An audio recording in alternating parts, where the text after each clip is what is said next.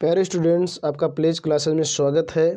आज के video lecture में आप सीखेंगे दो चर वाले रैखिक समीकरण युग्म, जिनमें आप पढ़ेंगे आज प्रश्नावली 3.2। 3.2 देखिए आपके सामने स्क्रीन पर दिख रहा है। प्रश्नावली 3.2 दो चर वाले रैखिक समीकरण युग्म में प्रश्नावली 3.1 आप सीख चुके हैं। आज सीखने वाले हैं प्रश्नावली 3.2। ठीक है, तो 3.2 में क्वेश्चन नंबर 1 देखिए क्या कह रहा है। निम्न समस्याओं में रैखिक समीकरणों के युग्म बनाइए और उनके ग्राफीय विधि से हल ज्ञात कीजिए। क्या करना है? ग्राफीय विधि से हल ज्ञात करना है। तो पहले इन क्वेश्चनों का समीकरण बनाना है, समीकरण बनाने के बाद इनका ग्राफीय विधि से हल ज्ञात करना है। ठीक, तो देखा जाता है क्वेश्चन नंबर 1 का क्वेश्चन नंबर 1 देखिए क्या कह रहा है। कक्षा 10 के 10 विद्यार्थियों ने एक गणित की पहेली प्रतियोगिता में भाग लिया। यदि लड़कियों की संख्या लड़कों की संख्या से 4 अधिक हो तो प्रतियोगिता में भाग लिए लड़के और लड़कियों की संख्या ज्ञात कीजिए। ठीक, चूंकि हम पढ़ रहे हैं दो चर वाले रैखिक समीकरण युग्म। अब स्टूडेंट्स क्या करेंगे, नंबर डाल दीजिए। पहले का हम पढ़ रहे हैं, पहला हल डाल दीजिए और हल डालने के बाद मान लीजिए, माना लड़कों की संख्या x। ठीक, मान लिए माना लड़कों की संख्या x तथा लड़कियों की संख्या y। ठीक, दो चर वाले पढ़ रहे हैं इसलिए दोनों मानेंगे। x और y दो चर ले सकते हैं, कोई भी ले सकते हैं, आप स्वतंत्र हैं। ये भी ले सकते हैं और PQ ले सकते हैं, कोई भी ले सकते हैं। XYZ कोई भी A to Z से लेकर कोई भी ले सकते हैं। ठीक, अब लिख दीजिए प्रश्नानुसार। क्या? प्रश्नानुसार। प्रश्नानुसार मीन्स होता है प्रश्न के अनुसार, जैसा प्रश्न कहेगा वैसे आपको करना है। ठीक, क्या कह रहा है, कक्षा 10 के 10 विद्यार्थियों ने गणित पहली प्रतियोगिता में भाग लिया। 10 विद्यार्थी लिए, कितने लिए? 10। तो 10 लिए, उसमें लड़कियां भी थी और लड़के भी थे। तो लड़कों की संख्या x और लड़कियों की संख्या y और दोनों मिलाकर कितने हुए? 10। कितने हुए? 10। ठीक, तो ये बन गया समीकरण नंबर 1 आपका। ठीक है, बात समझ में आ रहा है।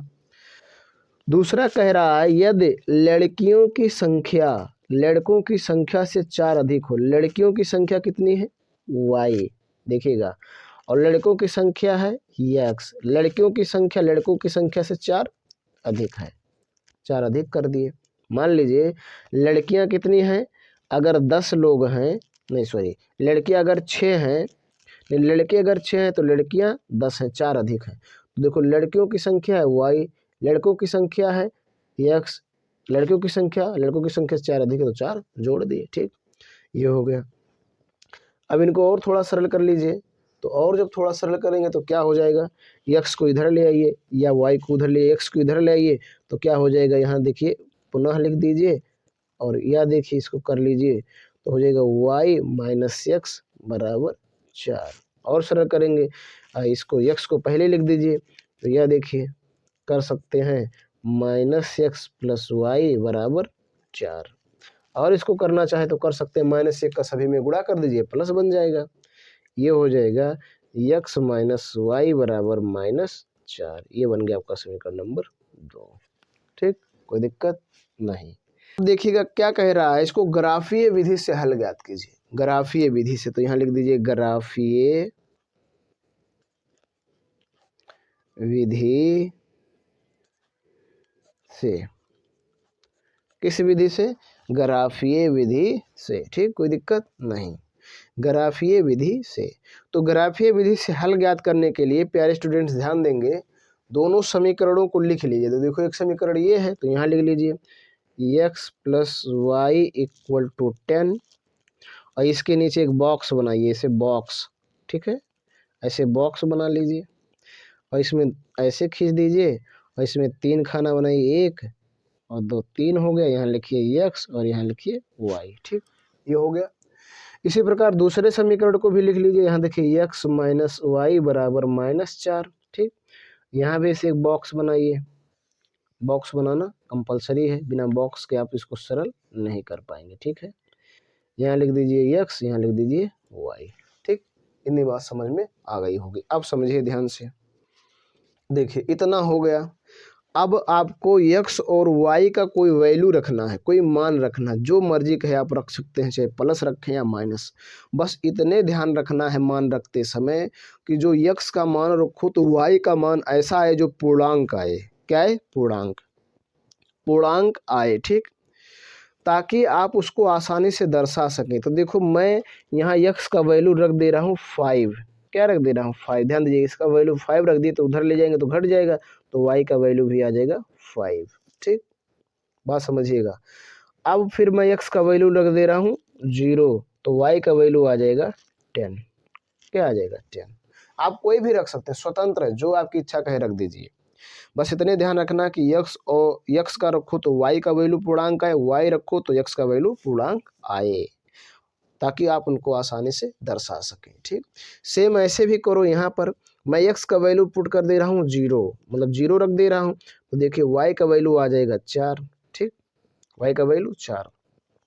अब की बार देखिएगा ध्यान से, मैं रख दे रहा हूँ x का वैल्यू 4, x का वैल्यू 4 रख दे रहा हूँ, तो y का वैल्यू आ जाएगा 8। क्या आ जाएगा? 8। इसको आप रफिंग कर सकते हैं, रख कर देख सकते हैं। देखो यहाँ रखे 4 तो इधर जाएगा माइनस हो जाएगा, माइनस माइनस जुड़ जाएगा तो -8 हो जाएगा। इस माइनस से माइनस कैंसिल, तो y का मान 8 आ जाएगा। ठीक, कोई दिक्कत नहीं। देखो इसको रफ भी कर सकते हैं, अगर आपको कोई समस्या तो रफ कर लीजिए। देखिए x का वैल्यू यहाँ 5 रखे तो हो जाएगा 5 + y = 10। ठीक, तो y बराबर हो जाएगा 10 - 5, तो y का मान कितना आ गया? 5 आ गया ना, कोई दिक्कत। यहाँ देखो फिर मैं x का वैल्यू 0 रखा हूँ तो हो जाएगा 0 + y = 10। 0 से कोई वैल्यू होगा नहीं तो y का मान 10 आ गया। देखिए एक मान ये आ गया, एक मान ये आ गया। ठीक, कोई दिक्कत नहीं।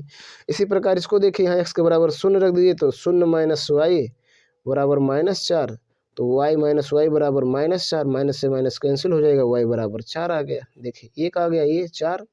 फिर देखो x बराबर 4 रखा हूँ तो 4 - y बराबर -4, y बराबर इसको ले जाएंगे -4 - 4 हो जाएगा, तो -y बराबर -8 आ गया, y बराबर क्या आ गया? 8। ये आ गया 8। ठीक, कोई दिक्कत नहीं है। तो ऐसे कर सकते हैं। अब जब ये आ गया, इतना ध्यान दीजिएगा, इतना आ गया तो इनसे अब 2 पॉइंट आपको बनाना है। इससे 2 पॉइंट बनेंगे, इससे 2 पॉइंट बनेंगे, तो 2 पॉइंट बना लीजिए। ठीक है, ध्यान से समझेंगे। ये 2 पॉइंट बनाएंगे। क्या करेंगे? 2 पॉइंट। तो ये 2 जो पॉइंट होगा, मान लीजिए यहाँ पर एक बना ले रहे हैं। ठीक है, ध्यान दीजिएगा। ये तो ये का पहले x का मान रखो तो 5, फिर y का मान रखो तो फिर 5। ठीक है, ये रफिंग का और आप अलग कीजिएगा, यहाँ पर मत कीजिएगा, मैं इसे आपको समझने के लिए बता दिया हूँ। अब दूसरा पॉइंट लीजिए b, तो फिर x का वैल्यू 0 और फिर y का वैल्यू रखो 10। ये हो गया। अब इसी प्रकार इसमें करो, तो यहाँ ले रहे हैं c, तो पहले x का वैल्यू 0, फिर y का वैल्यू 4। ठीक, फिर एक ले लीजिए d, तो x का वैल्यू 4 और y का वैल्यू 8। ठीक है, ऐसे 2 पॉइंट, एक ये बन गया, एक ये बन गया और एक ये बन गया, एक इस प्रकार 4 पॉइंट बन गए। अब इन्हीं को ग्राफ पर दर्शाना है। ठीक है, अब देखिए ग्राफ कॉपी। प्यारे स्टूडेंट्स, अब आप देखेंगे जो ये पॉइंट बनाए हैं, इस पॉइंट को इस ग्राफ पेपर पे, ग्राफ कॉपी पर दर्शाना है। तो ग्राफ कॉपी पर दर्शाने के लिए आप क्या करेंगे, ध्यान से समझिएगा कि ग्राफ कॉपी पर कैसे दर्शाना है। तो ग्राफ कॉपी पर दर्शाने के लिए देखिए, आप पहले इनकी देख लीजिए। इसका भी मान क्या है? प्लस, इसका भी मान प्लस, इसका भी मान प्लस, इसका भी मान, सभी का मान प्लस है। तो आप जानते होंगे कि आप क्या कर लीजिए, इसे लाइन खींच लीजिए। देखेंगे प्यारे स्टूडेंट्स, आप इस प्रकार से लाइन खींच लीजिए। मैंने पेन से खींच दिया है, आप क्या पेंसिल से खींचिएगा। ठीक है, और ये आपको मालूम होगा कि ये वाला जो होता है, ये होता है x अक्ष, यहाँ होती है मूल बिंदु, और ये होता है आपका y अक्ष। ठीक, इधर पॉजिटिव मान होता है, इधर पॉजिटिव मान, इधर जाएंगे तो निगेटिव मान, नीचे जाएंगे तो निगेटिव मान। ठीक है, अब इसमें देखिए जो ये पॉइंट है 5 5 है, 10 है, 8 है, मतलब 10 से बड़ा कोई नहीं है। 10 से बड़ा कोई नहीं है।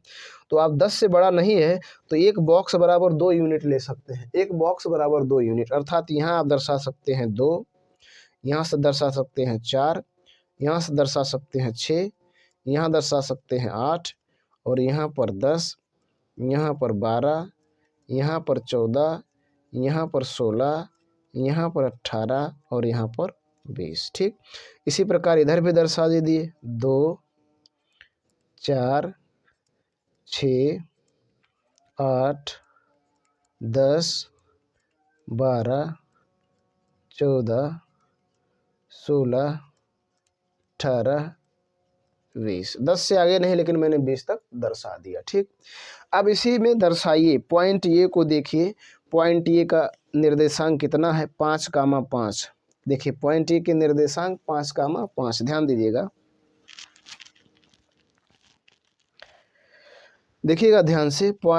ये के निर्देशांक है 5,5। तो देखिए 5,5 कहाँ पड़ेगा, इसमें देखिएगा ध्यान से, यहाँ पर देखिए, इसमें देखो ये 4 है और ये 6 है, इसके बीच का ये आधा आधा, ये यहाँ 5 पड़ेगा। इसमें देखेंगे ये 4 है और ये 6, इसके बीच का आधा आधा यहाँ पड़ेगा।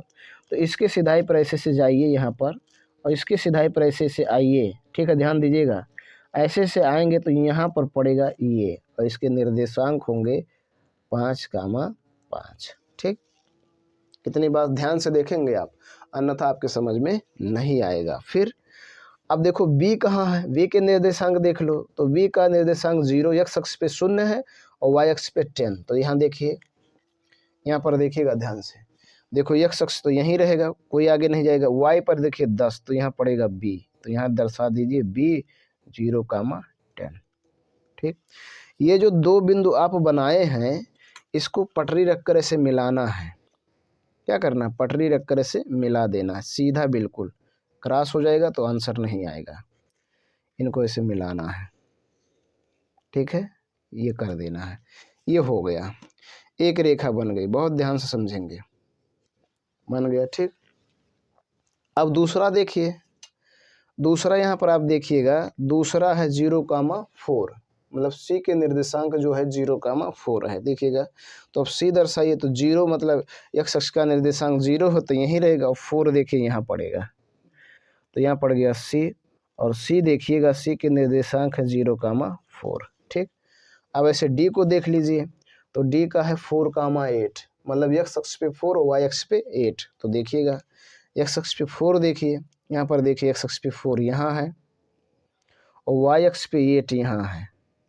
अब इनके से सिधाई में जाओ, इसकी सिधाई में ऐसे जाओ, कहाँ तक जाओगे, 8 की सिधाई पर, तो यहाँ पड़ेगा आपका d, और इसके निर्देशांक है 4,8। अब देखोगे प्यारे स्टूडेंट्स, इसको भी आपको मिलाना है। किसको मिलाना है, c और d को। देखिए फिर c और d को मिलाइए, c और d, ध्यान दीजिएगा, c और d को बिल्कुल सीधा मिलाएंगे, अन्यथा आंसर गड़बड़ हो जाएगा। सीधा मिला दीजिए, देखिए ये बन गया, ये बन गया c और d। ठीक, अब आपको इसको बताना हल। क्या बताना, हल। तो हल कैसे बता पाओगे, ये देखोगे कि ये कहाँ काट रहा है, जहाँ एक दूसरे को प्रतिच्छेद करेंगे वही आंसर होगा। देखो यहाँ पर काट रहा है, तो देखो ये 8 है, ये 6 है, तो इसके सिधाई पे जाएंगे तो ये पड़ रहा है 7, अर्थात इसका निर्देशांक अगर माना जाए तो ये 7 है। अगर यहाँ पर ई लिख दिया जाए तो इसके निर्देशांक होगा, मतलब y अक्ष जो है वो 7 है, और x अक्ष पे अगर आएंगे, देखिए ऐसे सीधे सीधे आओ तो यहाँ ये 2 और 4 के बीच में, अर्थात ये 3 है। तो ये बन गया, इसके निर्देशांक हो गया 3,7। ध्यान दीजिएगा, अब जो 3 आया है ये x, देखिएगा जो 3 आया है ये x का वैल्यू, x = 3 है, और जो 7 आया है ये y का वैल्यू है, अर्थात x का मान 3 और y का मान 7। तो बताओ, जो लड़के हुए x माना गया था, तो लड़कों की संख्या 3 है और लड़कियों की संख्या 7 है। ये आपका हो गया आंसर। ऐसे ही आपको ग्राफ पेपर पर दर्शाना है। ठीक, इस प्रकार से आप आसानी से दर्शा सकते हैं। प्यारे स्टूडेंट्स, अब आप देखेंगे क्वेश्चन नंबर 1 का दूसरा क्वेश्चन। तो दूसरा क्वेश्चन देख रहे हैं 1 का, तो नंबर डालिए और हल डाल दीजिए। ठीक, नंबर डालने के बाद क्या कर दीजिए, हल डालिए। ठीक है, हल डाल दिए, अब समझिए क्या कह रहा है, 5 पेंसिल तथा 7 कलमों का कुल मूल्य 50 रुपया है। मतलब 5 पेंसिल खरीदा और 7 कलम खरीदा तो कितना दिया, 50 रुपया।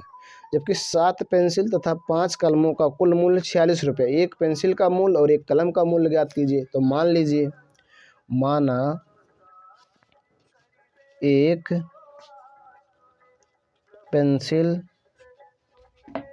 का मूल्य x तथा एक कलम का मूल्य y। ठीक, अब लिख दीजिए प्रश्नानुसार। प्रश्नानुसार एक पेंसिल का मूल्य x तथा एक कलम का मूल्य y। अब देखो, मान लीजिए एक पेंसिल का दाम 3 रुपया है, तो 5 पेंसिल का दाम गुणा कर देंगे। ठीक, आ जाएगा 15 रुपया। उसी प्रकार एक पेंसिल का दाम x, तो 5 पेंसिल का दाम 5 गुणे x 5x।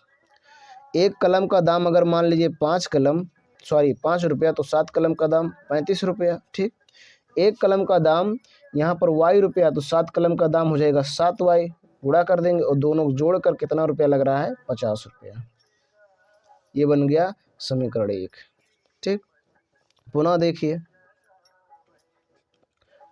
कह रहा है 7 पेंसिल, तो एक पेंसिल का दाम x, तो 7 पेंसिल का 7x।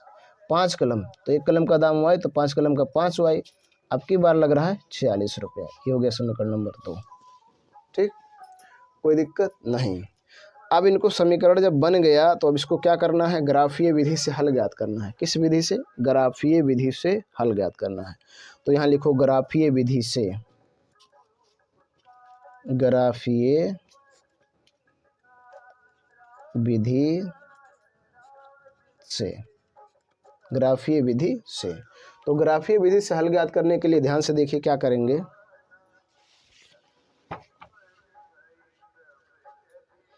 देखिएगा, ग्राफीय विधि से हल ज्ञात करने के लिए समीकरणों को लिखो। तो यहाँ लिखो 5x प्लस 7y बराबर 50। इसके नीचे से एक बॉक्स बनाओ। ठीक है, ऐसे बना लीजिए। यहाँ लिखिए x, यहाँ लिखिए y। दूसरा समीकरण यहाँ लिखो 7x प्लस 5y बराबर 46। इसके नीचे भी ऐसे एक बॉक्स बनाओ। ठीक,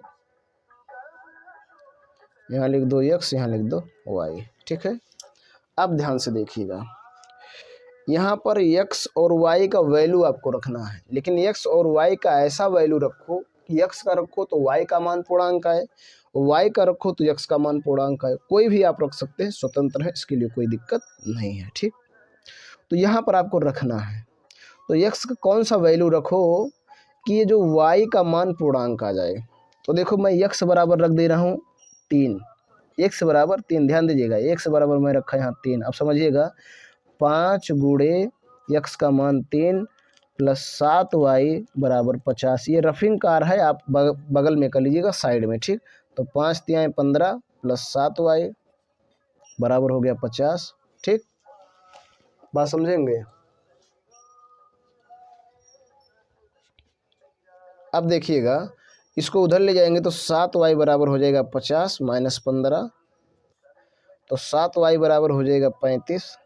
y बराबर हो जाएगा 35/7, तो y का मान आ जाएगा 5। तो यहाँ रख देंगे 5। ठीक, कोई दिक्कत नहीं। अब देखिएगा, फिर यहाँ पर x का मान रखो या y का मान, कोई भी जिसका मान कहे रख दो, चाहे y का मान रखो या x का मान रखो। ठीक, कोई दिक्कत नहीं है। अब की बार मैं रख दे रहा हूँ y का मान, तो y का मान रख दे रहा हूँ 0। ध्यान दीजिएगा, 0 रखा हूँ। y का मान रखा हूँ, देखो y की सिधाई पर है, तो ये देखिए 5x प्लस 7 गुणे y का मान 0 बराबर 50। आगे देखेंगे, 5x प्लस ये हो जाएगा 0 बराबर 50, तो ये 5x बराबर हो गया 50। x बराबर हो जाएगा 50/5। x का मान 10, ये आ गया 10। ठीक, x का मान कितना है, 10, तो यहाँ रख दीजिए 10। कोई दिक्कत नहीं। अब बात समझिएगा, ऐसे इसमें भी कीजिए। यहाँ पर भी आपको मान रखना है, कोई भी मान रख सकते हैं। तो मैं यहाँ x का मान रख दे रहा हूँ 3, कितना रख दे रहा हूँ, 3, ध्यान से समझिएगा, 3 रख दिया। देखिएगा जब 3 रख देंगे तो हो जाएगा 7 गुणे 3 प्लस 5y बराबर 46, 7 त्रिक 21 प्लस 5y बराबर 46, 5y बराबर हो जाएगा 46 माइनस 21, 5y बराबर घटा देंगे आ जाएगा 25, y बराबर आ जाएगा 25/5, y का मान आ गया 5, तो यहाँ हो गया 5। ठीक, कोई दिक्कत नहीं। अब देखिएगा फिर समझिए, चाहे y का मान रखो चाहे x का मान रखो, आप स्वतंत्र है, जिसकी इच्छा कहे आप रख सकते हैं, कोई भी मान रख सकते हैं। ठीक, चाहे y का मान चाहे x का मान, जो भी आपकी इच्छा कहे आप आसानी से रख दीजिएगा। ठीक है, अब देखिए मैं अब की बार y का मान रख दे रहा हूँ। किसका मान? y का मान।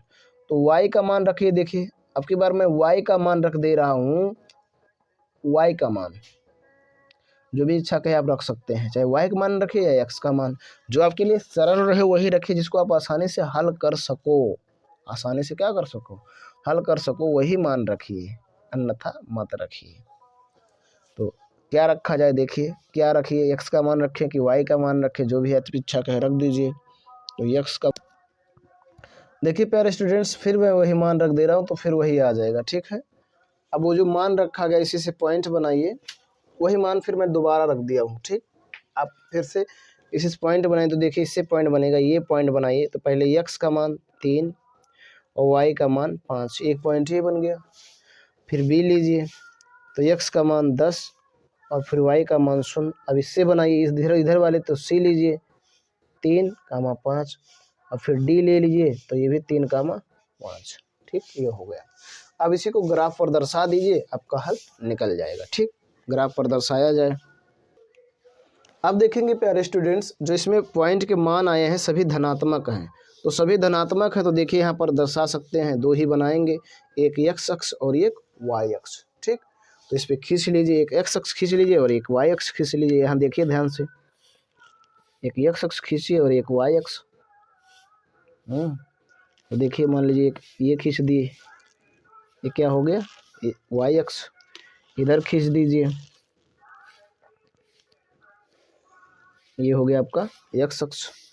तो यहाँ दर्शा दीजिए x अक्ष, यहाँ दर्शा दीजिए y अक्ष। ठीक, अब ये आपका हो गया मूल बिंदु, देखिएगा ध्यान से, ये हो गया।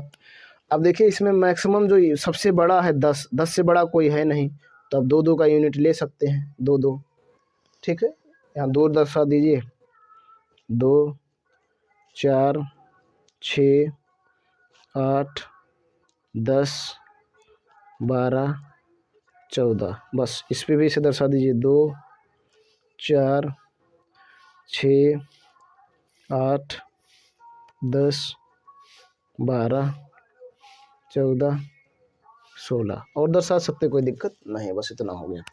अब यहाँ देखिए ये पॉइंट दर्शाना है आपको, कौन सा पॉइंट, ये पॉइंट। तो देखिए ये का निर्देशांक देखिए पहले आप, ये का है 3, 5, क्या है 3, 5। तो देखिए इस पे 3, 5 कहाँ पड़ेगा, देखिए दिख रहा है ना, 3, 5 यहाँ पर देखिए 3, 5। तो 3 है x, तो देखिए यहाँ पड़ेगा, और 5 यहाँ पर पड़ेगा। ठीक है, तो इसके सीधा विशेष से जाइए तो यहाँ पड़ जाएगा, यहाँ पर पड़ेगा ये, इसके निर्देशांक 3, 5। अब देखिए v कहाँ है, तो v देखिए 10, 0, मतलब x पे 10, तो देखिए 10 यहाँ पर है, तो यहीं पर पड़ेगा, ये आगे जाएगा नहीं, तो ये भी 10, 0। ठीक, अब इनको मिलाना है, मिलाइए, देखिए 10, 0, सॉरी यहाँ पर ये है, देखिएगा ध्यान दीजिएगा, इसको से मिला दीजिए,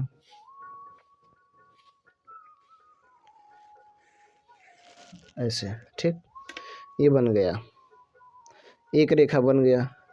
दूसरा देखिए, दूसरे में C और D सभी यहीं पर है, ये C और D सब यहीं पर है, यहीं पर, मतलब C भी यहीं पर है 3, 5 और D भी यहीं पर है 3, 5। तो ये काट भी रहेंगे यहीं पर, तो इसके निर्देशांक जो काट रहे हैं वो भी होगा, मान लीजिए काट रहे हैं ई पर, तो इसके निर्देशांक भी 3, 5 होगा, है ना प्यारे स्टूडेंट्स। अब देखेंगे क्वेश्चन नंबर 2। देखिए क्वेश्चन नंबर 2 क्या है रहा है, अनुपातों A1/A2, B1/B2 और C1/C2 की तुलना करके ज्ञात कीजिए कि निम्न समीकरण युग्म द्वारा निरूपित रेखाएं एक बिंदु पर प्रतिच्छेद करती हैं, समांतर हैं अथवा समपाती हैं। ये बताना है कि एक बिंदु पर प्रतिच्छेद करेंगी या समांतर अथवा समपाती है। कैसे ज्ञात करना है? ये जो अनुपात है इनकी तुलना करके। तो इन अनुपातों की तुलना करके आप कैसे बता पाएंगे? तो इसके कुछ कंडीशन हैं, कुछ शर्त हैं। यदि वो शर्त बनेंगे तो समांतर के शर्त बनेंगे तो समांतर होगा, समपाती के शर्त बनेंगे तो समपाती होगा, प्रतिच्छेद करती हुई रेखाओं के शर्त बनेंगे तो प्रतिच्छेद करती हुई रेखाएं होंगी। अब मैं आपके सामने वो कंडीशन प्रस्तुत कर रहा हूँ।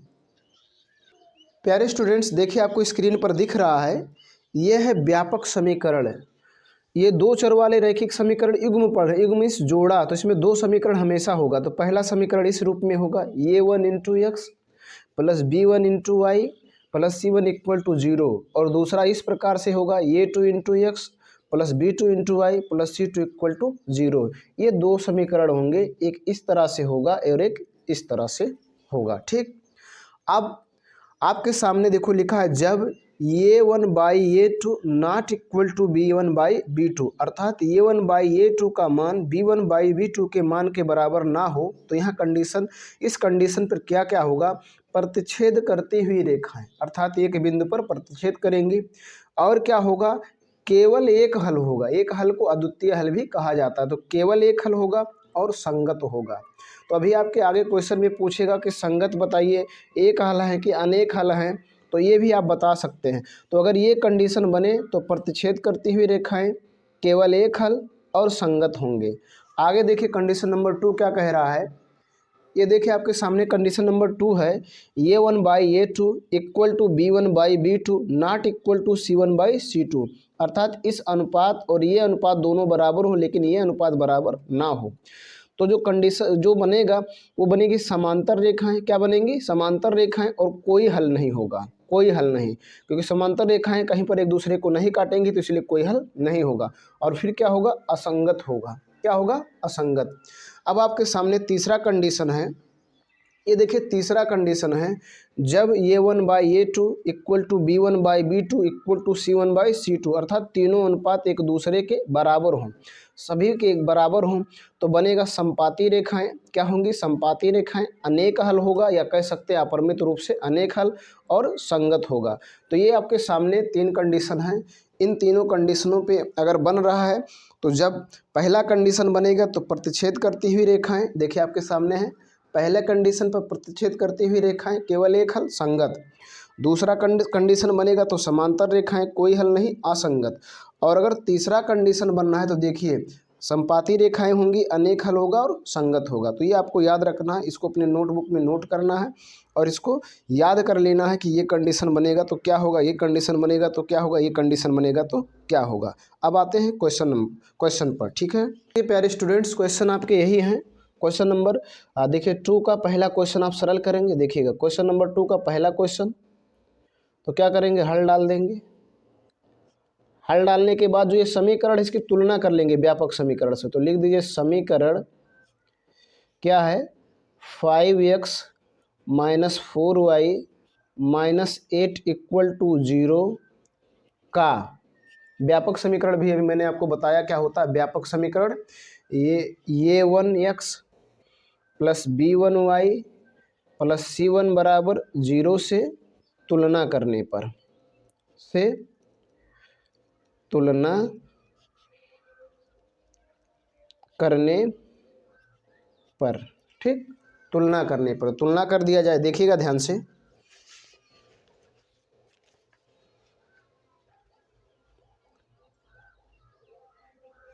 देखिए ये इससे तुलना किया है, तो तुलना कीजिए। तो देखिए ध्यान से, देखो यहाँ ये 1 x का गुणांक है और यहाँ ये x का गुणांक 5 है, तो ये 1 बराबर हो गया 5।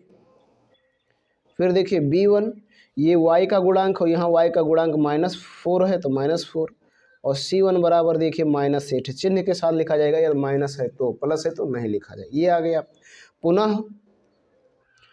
पुनः एक समीकरण और दूसरे समीकरण का भी तुलना कीजिए। पुनः समीकरण, अब दूसरा समीकरण देखिए आपके सामने है, यहाँ पर 7x plus 6y minus 9 equal to 0।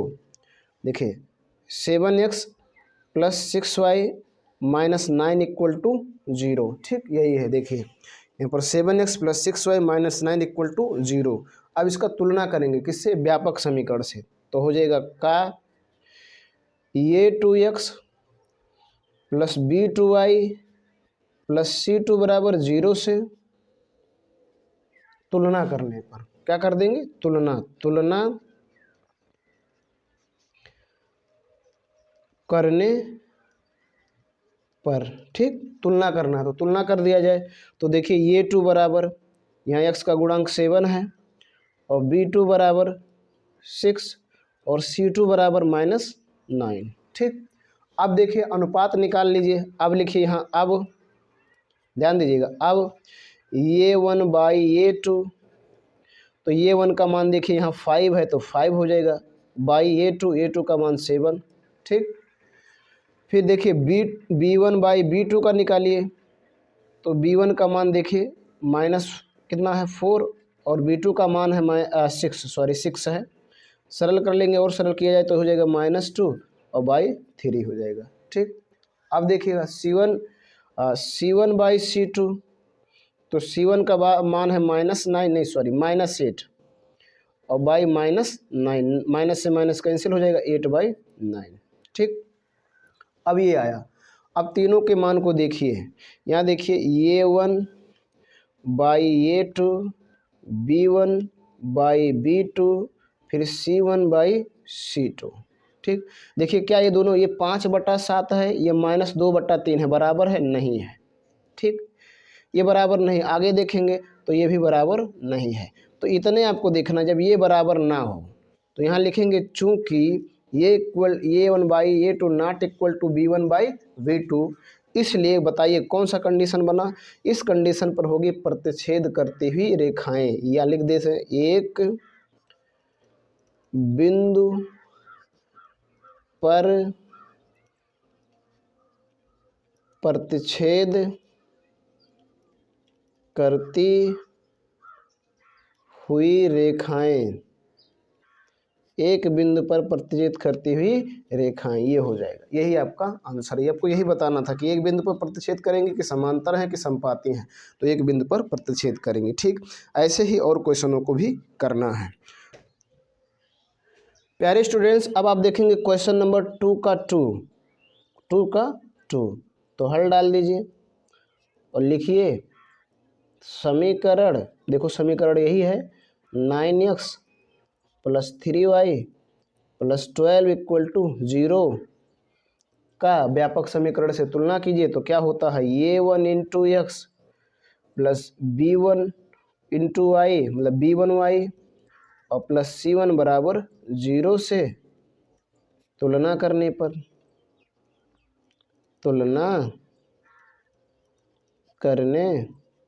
पर, ठीक, देखिए ऐसा, ये देखिए तुलना करने पर, तुलना कर दिया गया। अब देखिए तुलना कीजिए तो ये 1 का मान देखिए यहाँ पर क्या है 9। ठीक, b1 का मान देखिए y का गुणांक 3 और c1 का मान देखिए 12। ठीक, हो गया। अब देखिए पुनः कीजिए समीकरण नंबर 2 का, पुनः लिखिए समीकरण, अब ये समीकरण 2 क्या है देख लीजिए, यहाँ पर ये है 18x + 6y + 24 इक्वल टू 0। यहाँ देखिए क्या है 18x + 6y + 24 इक्वल टू 0। देखिए यहाँ पर है यही जो लिख दिए। अब इसका व्यापक समीकरण से तुलना कीजिए, तो लिखिए का a2x + b2y + c2 बराबर 0 से तुलना करने पर,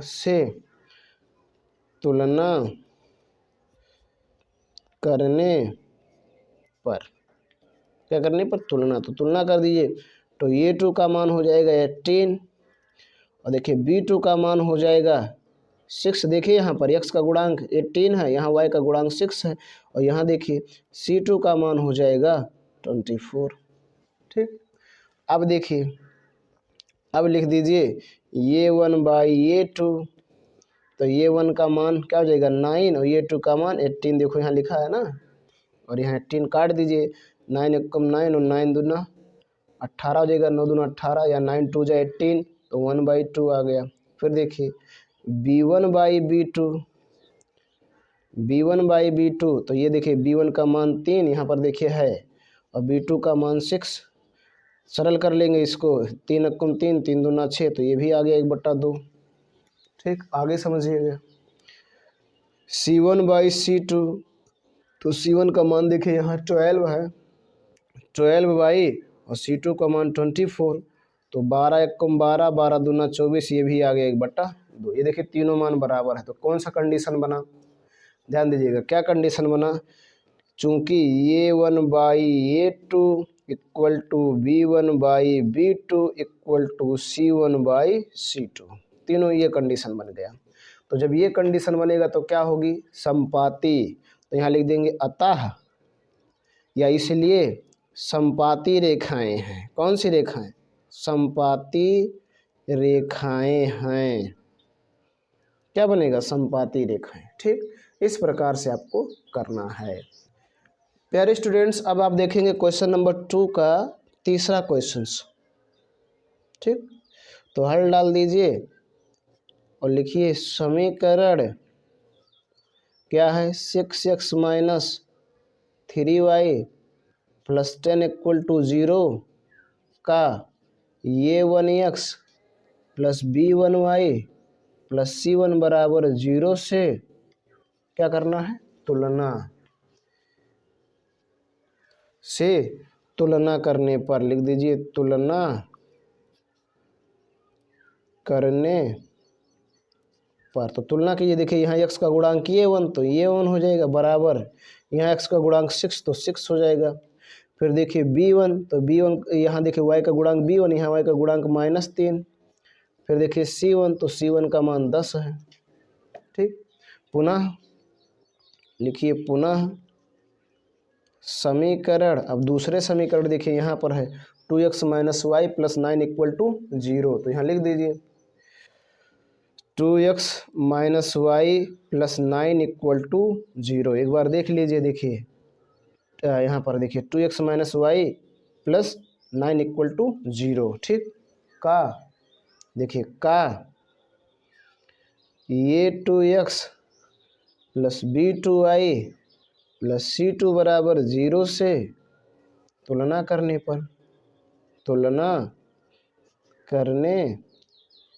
पर, ठीक, तुलना कर, इसका जो गुणांक है, यहाँ x का गुणांक a2 है, तो यहाँ लिख दीजिए a2, और यहाँ देखिए क्या है 2, तो 2 लिख दीजिए। फिर देखिए y का गुणांक v2, और यहाँ y का गुणांक माइनस है, तो -1 का जब होगा कुछ नहीं होगा तो -1, और फिर c2 का मान हो जाएगा 9। ठीक है, अब देखिएगा ध्यान से, देखिए ध्यान से, अब निकालिए, अब हो जाएगा a1/a2, तो a1 का मान 6 और a2 का मान 2, तो आ जाएगा 3। ठीक, फिर देखिए b1/b2, ध्यान दीजिएगा, तो b1 का -3 और b2 का -1, तो माइनस से माइनस कैंसिल, ये भी आ गया 3। अब देखिए c1/c2, तो c1 का मान 10 और c2 का मान 9, ये हो गया। अब देखिए ध्यान से, इसमें क्या बना, देखो ये वैल्यू बराबर है, तो ये बन गया, चूंकि यहाँ लिख सकते हैं a1 इक्वल टू b1/b2, फिर नॉट इक्वल टू c1/c2। तो जब ये कंडीशन बनेगा तो क्या होगा, समांतर, अतः या इसलिए क्या है, समांतर रेखाएं हैं, समांतर रेखाएं हैं। ठीक, इस प्रकार से आपको करना है। प्यारे स्टूडेंट्स, बस इस पार्ट में इतने ही तक आपने क्वेश्चन नंबर 1, क्वेश्चन नंबर 2 सीखा। शेष जो बचे हुए क्वेश्चन है वो पार्ट 2 में देखेंगे, क्योंकि वीडियो काफ़ी लंबा हो रहा है, इसलिए आज के वीडियो लेक्चर में बस इतना ही। आगे अगले वीडियो लेक्चर में सीखेंगे। तो वीडियो पसंद आया तो लाइक करें, ना पसंद आया तो डिसलाइक करें। चैनल पर पहली बार आए तो सब्सक्राइब करें, शेयर करें, बेल आइकन प्रेस करें, ताकि जो मैं वीडियो अपलोड करूँ उसका नोटिफिकेशन आपको मिलता रहे। धन्यवाद।